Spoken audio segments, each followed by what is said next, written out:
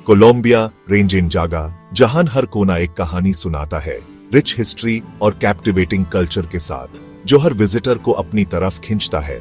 South America के north western corner में है। यह कंट्री अपनी खूबसूरती और विरासत के लिए मशहूर है। इसका नाम फेमस एक्सप्लोरर क्रिस्टोफर कोलंबस को ट्रिब्यूट और उसके एडवेंचरस स्पिरिट को सल्यूट करता है।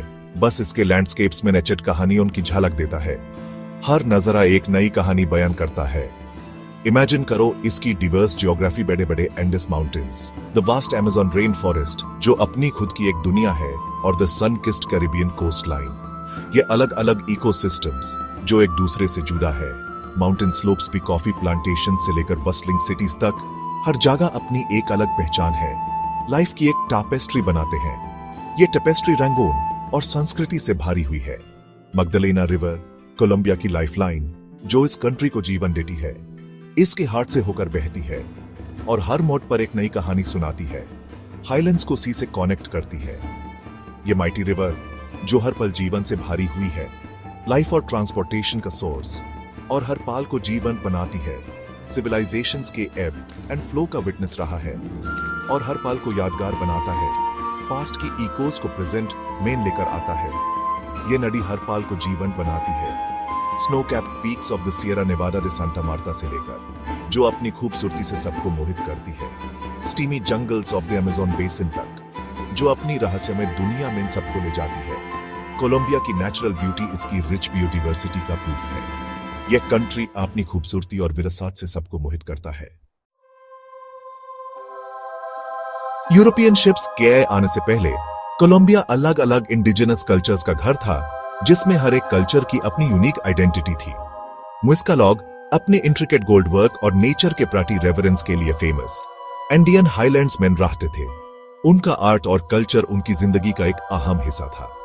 ताइरोना स्किल्ड आर्किटेक्ट्स और आर्टिजन्स सियरा नेवाडा के स्लोप्स में अपने घर बनाते थे। उनकी क्राफ्ट्समैनशिप टुडे भी देखी जा सकती है। ये एंशिएंट सिविलाइजेशंस अपनी लैंग्वेज, कस्टम्स और बिलीफ्स के साथ लैंड पे अपना मार्क छोड़ गए। इनका कल्चरल हेरिटेज कोलंबिया की पहचान का हिस्सा है। 15th सेंचुरी के एंड में स्पेनिश पीपल के आने से कोलोनियलिज्म का एरा शुरू हुआ, जिसमें कोलंबियन हिस्ट्री बदल गई। स्पेनिश इन्फ्लुएंस ने लोकल कल्चर को डीपली इंपैक्ट किया। गोल्ड की खोज और स्पेनिश रूल ने इंडिजिनस पॉपुलेशंस को डिस्प्लेस कर दिया और एक नया सोशल ऑर्डर एस्टैब्लिश किया। यह पीरियड बहुत ही चैलेंजिंग था, फिर भी इंडिपेंडेंस की आग जलती रही और 19th सेंचुरी के शुरू में आजादी की वर बन गई। कोलंबियन पीपल ने अपनी फ्रीडम के लिए बहुत संघर्ष किया। कोलोनियलिज्म के इकोस कोलंबिया के रिलीजियस लैंडस्केप में टुडे भी सुनाई देते हैं। रोमन कैथोलिसिज्म स्पेनिश कॉन्क्विस्टेडर्स द्वारा लाया गया डोमिनेंट फेथ है, जो कंट्री के मॉरल कंपस और कल्चरल ट्रेडिशंस को शेप करता है। बड़े बड़े कैथीड्रल्स और चर्चेस इंट्रिकेट कार्विंग्स और स्टेन्ड ग्लास विंडोज से सजाए हुए कैथोलिक चर्च के इंड्यूरिंग इन्फ्लुएंस के प्रूफ हैं। फिर भी इस डोमिनेंट फेथ के नीचे रिलीजियस डाइवर्सिटी की एक रिच टेपेस्ट्री है। इंडिजिनस बिलीफ्स जनरेशन से चली आ रही हैं। रिमोट कम्युनिटीज में टुडे भी हैं, जहां एंशिएंट रिचुअल्स और सेरेमनीज लिविंग को उनके एंसेस्टर्स और नेचुरल वर्ल्ड से जोड़ते हैं। प्रोटेस्टेंटिज्म ने भी कोलंबिया में जगह बनाई है और कईयों के लिए एक अल्टरनेटिव स्पिरिचुअल पैथ ऑफर करता है। कोलंबिया का कल्चरल सीन एक वाइब्रेंट टेपेस्ट्री है, जो indigenous traditions, Spanish colonial influences और अफ्रीकन हेरिटेज को अपने अंदर समेटे हुए है।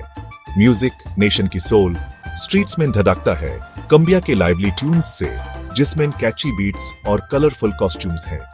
कोलंबिया के अलावा वलेनाटो के सोलफुल मेलोडीज भी हैं, जो अक्सर अकॉर्डियन के साथ साथ ट्यून्स होते हैं। फेस्टिवल्स कलर और हैप्पीनेस से भरे कोलंबियन कैलेंडर को मार्क करते हैं और पीपल के हार्ट और सोल की झलक दिखाते हैं। कार्निवल सेलिब्रेशन और फ्रीडम का टाइम होल सिटीज को परेड्स, म्यूजिक और डांस के स्टेज में बदल देता है। बारंकीला कार्निवल एक UNESCO world heritage event colour, music और डांस की स्पेक्टेक्युलर शो में बदल जाता है, जो कंट्री की इन्फेक्शियस एनर्जी का प्रूफ है। यह सब कुछ मिलकर कोलंबिया को एक यूनिक और अनफॉरगेटेबल डेस्टिनेशन बनाता है, जो कंट्री की इन्फेक्शियस एनर्जी का प्रूफ है।